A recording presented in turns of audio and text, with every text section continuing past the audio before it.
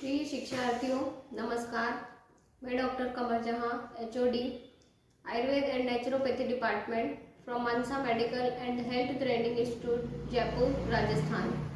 आप जो हमारे संस्थान से सीसीएटी का कोर्स कर रहे हैं, certificate course in Ayurveda therapy, यह कोर्स एनआईओएस, शिक्षा मंत्रालय एवं भारत सरकार के द्वारा प्रायोजित कोर्स है एवं यह संपूर्ण भारत में मान्य है।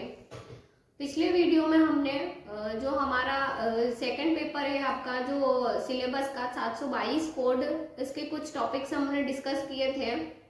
अब नेक्स्ट जो हम टॉपिक को ले रहे हैं वह टॉपिक 722 कोड से ही है आपका।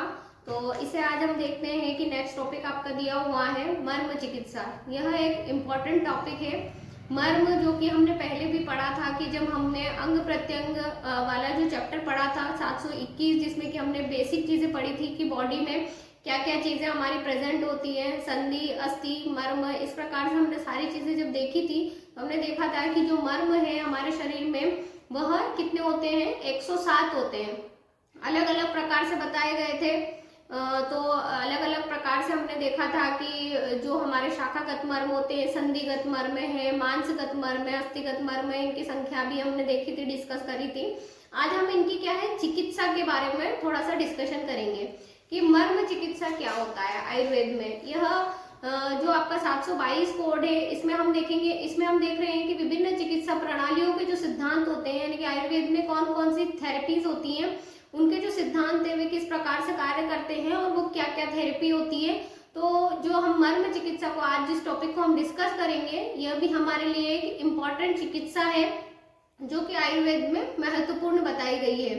अब हम देखते हैं कि मर्म हम किसे बोलते हैं। तो मर्म कुछ हमारे ऐसे वाइटल पॉइंट्स होते हैं जिनको हम प्रेशर डाल करके या उन्हें हम थोड़ा सा कंप्रेस करके अपने थंब एंड फिंगर्स का यूज करके, तो उनके द्वारा भी हम क्या कर सकते हैं, उन पर दबाव डाल करके चिकित्सा कर सकते हैं। तो जैसा कि हम देखते हैं कि जो हमारी एक्यूप्रेशर थेरेपी होती है, और वो एक्यूप्रेशर थेरेपी भी क्या है कि हमारे मर्म चिकित्सा सिद्धांत पर ही कार्य करती है।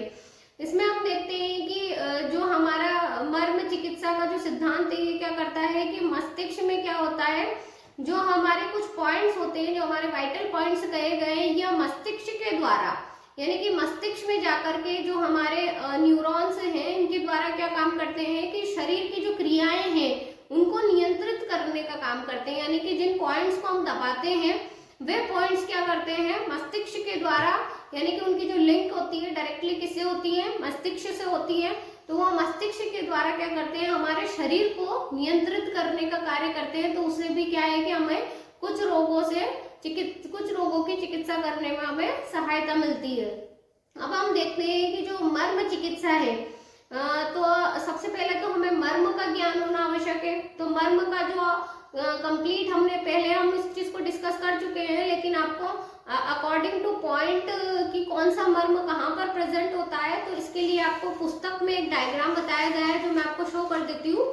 ये वाला डायग्राम आपके लिए इम्पोर्टेंट है, जिसे कि आपको एक बार देखना है कि कौन से पॉइंट्स इसमें मर्म के दिए गए हैं और नाम दिए गए हैं कि ये मर्म यहाँ पर प्रेजेंट होता है, ताकि हम जो मर्म चिकित्सा सीखेंगे या हम मर्म चिकित्सा करते हैं तो उसमें हमारे लिए ये सहायता करेगा कि किस प्रकार से हम इनमें कौन सा पॉइंट कहाँ पर हमें प्रेस करना होता है। अब मर्म चिकित्सा के जो कुछ सिद्धांत बताए गए हैं, वे सिद्धांत इस प्रकार होते हैं कि एक तो सबसे पहले हमें ये ध्यान रखना है कि रोगी को जो है वो तकलीफ नहीं हो, यानी कि रोगी के लिए और ज्यादा कॉम्प्लिकेटेड ना हो। यदि हम किसी मर्म को कंप्रेस कर रहे हैं या मर्म को हम दबा रहे हैं और और पेशेंट अगर अनकंफर्ट फील करता है तो हमें एट द टाइम उस मर्म के ऊपर से अपना हाथ हटा लेना है। जो मर्म के लिए हम प्रयोग करते हैं तो हम अपने थंब को प्रयोग करते हैं और हमारी फिंगर्स को प्रयोग करते हैं, तो वह अलग अलग अकॉर्डिंग टू चिकित्सा में बताया गया है कि किस मर्म में हमें किस तरीके से अलग अलग तरीके से सप्रेस करना है। तो यह भी हमारा एक चार्ट पूरा का पूरा आपको बुक में दिया गया है। अगर आप ज़्यादा मतलब इस चीज़ का नॉलेज लेना चाहते हैं या डिटेल में जानना चाहते हैं तो आप एक बार इस चार्ट को जरूर देखिएगा, जिसमें कि आपको पूरा कंप्लीट दिया हुआ है कि आपको किस तरीके से आपको तर्जनी उंगली का प्रयोग करना है या आपको अंगुष्ठ का प्रयोग करना है। इस तरीके से हम दबाव डालते हैं। तो मर्म चिकित्सा जो है वो किस सिद्धांत पर कार्य करती है कि एक तो सबसे पहले हमें रोगी का आसन देखना है कि रोगी को कठोर आसन पर नहीं बैठाना है, मतलब कि उसके लिए एक कंफर्ट आसन हो, ज्यादा नर्म भी नहीं हो और ज्यादा कठोर भी नहीं हो। यह व्यक्ति क्या हो, सुखासन में हो, जिसमें या तो हम बोलते हैं कि सुखासन हो या पद्मासन में बिठा करके मरीज को, या फिर उसको सीधा लेटा करके हम क्या करते हैं, मर्म चिकित्सा को करते हैं। अब मर्म चिकित्सा भी दो प्रकार से कार्य करते हैं, जिसमें कि एक तो होता है स्वमर्म चिकित्सा, जिसमें कि व्यक्ति स्वयं अपने स्वास्थ्य को बनाए रखने के लिए क्या कर सकता है, स्वयं के कुछ पॉइंट्स हमारे शरीर में ऐसे बताए गए हैं जो वाइटल पॉइंट्स हमारे मर्म है कि वो अपने स्वास्थ्य को स्वस्थ बनाए रख सकता है। तो वह व्यक्ति, वह चिकित्सा जो है वह क्या कहलाती है, हमारी स्वमर्म चिकित्सा कहलाती है। तो इसमें जो हमें कुछ बिंदु बताए गए हैं, उन बिंदुओं को हमें 10 से 15 बार दिन भर में क्या होता है कि कंप्रेस करना होता है, यानी कि उनको 10 से 15 बार आपको उस स्थान पर दबाना होता है और कुछ समय के बाद उसको छोड़ देना है। तो ये हमारा क्या कहलाता है, स्वमर्म चिकित्सा कहलाती है। तो स्वमर्म चिकित्सा में हमें बताया गया है कि सिर में हमारे कौन से मर्म बताए गए हैं, अधिपति, विदुर, अपांग, स्थपनी और फण। और ऊर्ध्व शाखागत रोगों के लिए हमें कौन से बताए गए हैं, आणी, उर्वी, कर्पूर, इंद्रवस्ती, क्षिप्र और तल हृदय। और अधो शाखा के लिए, अधो शाखा वाले रोग के लिए हमें कौन से बताए गए हैं, तो जानु, इंद्रवस्ती, गुल्फ, क्षिप्र और तल हृदय। और पृष्ठगत के लिए तो कुकुंदर और अंश।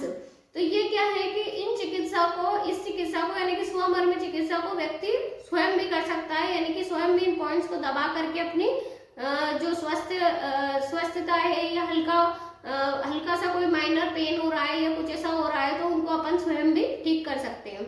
इसके बाद में जो नेक्स्ट इसकी चिकित्सा का सिद्धांत है वह यह आता है कि सामान्य रोग, कुछ ऐसे सामान्य रोग हैं जिनके कुछ सामान्य बिंदु बताए गए हैं, यानी कि कुछ पर्टिकुलर डिसीज में पर्टिकुलर पॉइंट्स बताए गए हैं कि आप उनको दबा करके चिकित्सा कर सकते हैं। तो इन पॉइंट्स को हम कुछ डिस्कस कर लेते हैं कि जो डिसीज होती हैं उनमें हम किस प्रकार से मर्म चिकित्सा करेंगे। तो सबसे पहले हमें बताया गया है कि उच्च रक्तचाप, उच्च रक्तचाप यानी कि जिसे हम हाइपरटेंशन बोलते हैं। हाइपरटेंशन में आपको क्या करना है, तल हृदय, तल हृदय अर्ध ऊर्ध्व भाग भी, ऊर्ध्व यानी कि ऊर्ध्व शाखा में भी तल हृदय और अधो शाखा में भी तल हृदय पर दबाव डालना। अब तल हृदय किसे कहते हैं, तो मैंने अभी आपको दिखाया था कि एक मर्म का आपको डायग्राम दिया गया है, उसमें बताया गया है। इसके अलावा मैं भी आपको समझा देती हूँ कि जो तल हृदय होता है वह हमारा जो ये पार्ट होता है आगे का, फ्रंट वाला जो पार्ट है हमारा हाथ का, इसका जो मिड पॉइंट होता है ये हमारा तल हृदय कहलाता है। और तल हृदय को कंप्रेस करना ये हमारा किसमें आता है, उच्च रक्तचाप की चिकित्सा के अंतर्गत आता है, जिसमें कि आपको पैरों यदि अधोशाखा कहा गया है, लोअर एक्सट्रीमिटीज में भी आपको कंप्रेस करना है, उस पर प्रेशर डालना है कुछ समय के लिए। फिर इसके बाद में आपको अपर एक्सट्रीमिटीज यानी कि दोनों हाथों पर भी क्या करना है, उसको प्रेशर डालना है। तो ये हमारा क्या कहलाता है, मर्म चिकित्सा कहलाएगी किसकी, हाइपरटेंशन की। इसके बाद हम नेक्स्ट देखते हैं, ये कुछ जो मैं आपको बता रही हूँ ये कुछ डिसीज के लिए पर्टिकुलर बिंदु बताए गए हैं, यानी कि पर्टिकुलर मर्म बताए गए हैं, पर्टिकुलर पॉइंट्स बताए गए हैं पर्टिकुलर डिसीज के लिए। हर डिसीज में यह काम नहीं करेगा। इसके बाद में नेक्स्ट आपको बताया गया मिर्गी एवं हिस्टीरिया, जिसको हम बोलते हैं हिस्टीरिया डिसीज। हिस्टीरिया में पता ही है, हम सब जानते हैं हिस्टीरिया जिसे हम आयुर्वेद में योशा अपस्मार से कोरिलेट करते हैं, और इपिलेप्सी जिसे हम मिर्गी कहते हैं। तो अपस्मार, तो ये अपस्मार में जो हमारा काम करता है उसमें भी हम क्या करेंगे, तल हृदय पर ही दबाव डालेंगे, यानी कि तल हृदय पर, जो कि अभी हमने देखा था हाइपरटेंशन में जो हम तल हृदय का मर्म पर दबाव डाल रहे थे, वही हमारा मिर्गी और जो योशा अपस्मार है या हिस्टीरिया है उसके लिए भी हमारा वही काम करेगा। नेक्स्ट हम देखते हैं अम्लपित्त एवं आटोप, जिसमें कि हम बोलते हैं पेट का फूलना, फ्लैटुलेंस एवं अम्लपित्त जिसे हम बोलते हैं एसिडिटी या हाइपर एसिडिटी। तो इसमें हमारा कौन सा मर्म काम करेगा, तो जिसमें कि आंतों में दर्द होता है, तो जो कर्पूर संधि होती है हमारी, जो कर्पूर मर्म कहा गया है, यानी कि जो हमारी ये जो एल्बो जॉइंट होता है, इस एल्बो जॉइंट के ये बोथ साइड, ये जो दोनों साइड होते हैं, ये दोनों साइड जो है यहाँ पर जो है कर्पूर मर्म बताया गया है। तो यह जो कर्पूर मर्म है, यह दोनों तरफ से हमें कंप्रेस करना है या उनके ऊपर कुछ समय के लिए प्रेशर डालना है। तो ये हमारा अम्लपित्त एवं आटोप रोग के लिए चिकित्सा कहलाती है। नेक्स्ट हम देखते हैं ग्रद रसी। ग्रद रसी में क्या करना है हमें, अधोशाखा में यानी कि लोअर एक्सट्रीमिटी में हमें क्या यूज करना है। एक तो क्षिप्र मर्म होता है हमारा, तो क्षिप्र मर्म किसको हम बोलते हैं, जो हमारा थंब होता है यह, और जो हमारी इंडेक्स फिंगर होती है यह, तो इंडेक्स फिंगर का एंड और थंब के जो मिड पॉइंट होता है, ये हमारा क्या कहलाता है, क्षिप्र मर्म कहलाता है। तो यह क्षिप्र मर्म और गुल्फ हम बोलते हैं, जो हमारा नी जॉइंट होता है वो हमारा गुल्फ कहलाता है। और इंद्रवस्ती यानी कि जो हमारी पिंडलियों के पीछे वाला पार्ट होता है वो हमारा कहलाता है इंद्रवस्ती मर्म। तो यहाँ पर हमें क्या करना है, यहाँ पर हमें प्रेशर डालना है। और जब आप इसके पर्टिकुलर पॉइंट्स देखोगे, तो जैसा मैंने आपको डायग्राम में बताया था अभी, उस डायग्राम में आपको एग्जैक्ट पॉइंट बताया गया है कि इंद्रवस्ती मर्म कहाँ होता है, क्षिप्र मर्म कहाँ होगा। तो आपको उसी प्रकार से उसको प्रेशर डालना है। 10 से 15 बार आपको ये चीजें करनी है। और अगर पेशेंट को अनकंफर्ट फील होता है तो एट द टाइम अपने को उसको प्रेशर को हटा देना है। इसके बाद हम नेक्स्ट देखते हैं ग्रद रसी। ग्रद रसी को हम सियाटिका बोलते हैं, जिसका कि अभी हमने देखा अधोशाखा यानी कि लोअर एक्सट्रीमिटीज का हमें क्षिप्र पर प्रेशर डालना है, गुल्फ और इंद्रवस्ती। इसके बाद में हमने देखना है नेक्स्ट वेदना युक्त संधि। वेदना युक्त संधि में भी आपका यही काम करेगा।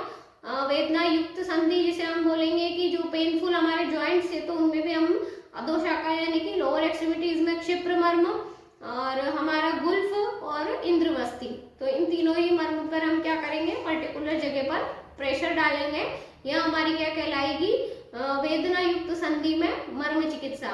फिर इसके बाद में हम देखते हैं अर्धाववेदक। तो अर्धाववेदक में हमारा क्या होता है, जिसे हम बोलते हैं माइग्रेन। तो माइग्रेन में हमें क्या करना है, अपांग और आवर्त दोनों को कुछ टाइम के लिए प्रेस करना है। तो अपांग हमारा कहलाता है कि जो हमारा ये जो आईब्रोज होती है, इसकी जो एंडिंग होती है यानी कि आई का लास्ट वाला पार्ट जो होता है वो हमारा अपांग मर्म कहलाता है। इसके बाद जब हम आवर्त देखते हैं, तो आवर्त जो है वो हमारा क्या कहलाएगा कि आवर्त जो है फ्रंटल जो हमारी बोन होती है यानी कि जो फ्रंटल बोन है और जो स्पिनोइड जंक्शन होता है, मोरल एंड स्पिनोइड जंक्शन जो होता है, यह हमारा कहलाता है आवर्त। तो आवर्त और अपांग दोनों पर ही हमें क्या करना है, कुछ समय के लिए थोड़ा सा प्रेशर डालना है, जिससे कि क्या होगा, यह उसकी मर्म चिकित्सा कहलाएगी। किसकी, अर्धाववेदक या माइग्रेन वाले पेशेंट पे अपने को यह देख करना है। फिर इसके बाद में नेक्स्ट हम देखते हैं कि नेत्र रोग। नेत्र रोग में भी जो आई के डिसीजेस होती है, तो आंखों वाली डिसीजेस में भी हमें क्या करना है, वही अपांग और आवर्त जो है इन पर थोड़ा सा प्रेशर डालना है और हमें इस प्रकार से मर्म चिकित्सा करनी है। नेक्स्ट हमें बताया गया है मूत्र विकार। तो मूत्र विकार में हमें इंद्रवस्ती को प्रेस करना है, जो हमारा इंद्रवस्ती मर्म कहा गया है। तो इंद्रवस्ती मर्म जो है यह एक प्रकार का मांस मर्म कहा गया है। और कहाँ पर होता है, तो इसमें क्या करना है, मूत्र विकार में आपको अपर एक्सट्रीमिटीज वाला भी इंद्रवस्ती मर्म प्रेस करना होता है और लोअर एक्सट्रीमिटीज वाला भी करना होता है। तो अपर एक्सट्रीमिटीज में हम देखते हैं कि जो हमारा ये वाला जो पार्ट होता है, इसके बीच का जो पार्ट है हमारे यहाँ इंद्रवस्ती मर्म कहलाता है। और इसी प्रकार से जो हमारी पेड़ की जो पिंडलियां होती है, उसका जो बैक साइड होता है वो हमारा इंद्रवस्ती मर्म कहलाता है। और इसका एग्जैक्ट पॉइंट आप डायग्राम में देख सकते हो। तो यह हमारी क्या होता है कि जो है कंप्रेस करना, यानी कि कुछ वाइटल पॉइंट्स बताए गए हैं, ये कुछ डिसीज के अकॉर्डिंग थे जो पर्टिकुलर डिसीज में ही काम करते हैं, तो इन्हें हम यूज कर सकते हैं। ये हमारी क्या कहलाती है, मर्म चिकित्सा कहलाती है। इसके जो सिद्धांत थे वह भी हमने देखे हैं कि किस प्रकार से हमें प्रयोग करना है कि पेशेंट के लिए कंफर्ट हो, पेशेंट उसको सहन कर सके अगर पेशेंट को अनकंफर्टनेस फील हो रही है या असहनशील हो रहा है उसके लिए, तो हमें उसका जो दबाव है वह तुरंत ही हटा देना है। एट द टाइम उसका प्रेशर जो है हमें कम करना है या फिर उसको हटा लेना है। और जो हमारा आसन होता है वह भी पेशेंट के लिए कंफर्ट होना चाहिए कि ना अधिक कठोर हो, ना अधिक वो कोमल हो, यानी कि सॉफ्ट भी नहीं हो, सुखासन हो, या तो पेशेंट को स्थिर अवस्था में बैठा करके या फिर लेटा करके हमें क्या करना चाहिए, मर्म की चिकित्सा करनी चाहिए। और मर्म चिकित्सा के सिद्धांत पर काम करती है। तो मर्म चिकित्सा क्या करती है, मस्तिष्क के द्वारा, यानी कि इन वाइटल पॉइंट्स को जब हम प्रेशर डालते हैं, वाइटल पॉइंट्स पर हम दबाव डालते हैं, तो ये क्या करते हैं, जो ब्रेन है हमारा उसको सिग्नल देते हैं, और मस्तिष्क के द्वारा क्या होता है, शरीर की जितनी भी क्रियाएं हैं या जिस भी उद्देश्य से हम मर्म चिकित्सा कर रहे हैं वह उसको नियंत्रित कर देता है। तो यह जो है हमारी क्या कहलाती है, मर्म चिकित्सा कहलाती है। तो यह आज का हमारा टॉपिक था मर्म चिकित्सा का। और इसके बाद में हम नेक्स्ट टॉपिक जो है आपके सिलेबस का परिवार कल्याण, वह टॉपिक हम आपके नेक्स्ट वीडियो में डिस्कस करेंगे। धन्यवाद।